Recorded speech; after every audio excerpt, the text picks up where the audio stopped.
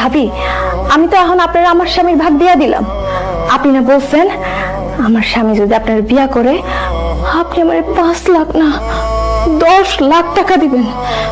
আমার স্বামীর ভাগ আপনারে বুঝাই দিছি, আমার স্বামী আপনারে বিয়া করছে। এখন তাইলে আমার ভাগ আমারে বুঝাইয়া দেন।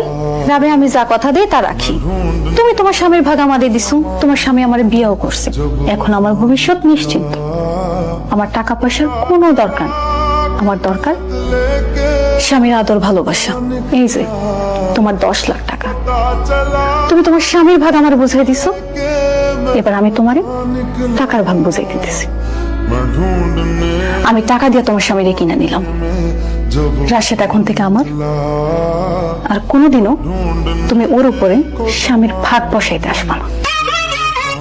কি টাসকি খেয়ে গেলা? তোমারে কতবার ডাকছি বলো তো, সকাল সকাল ঘুম থেকে উঠো নাই কেন?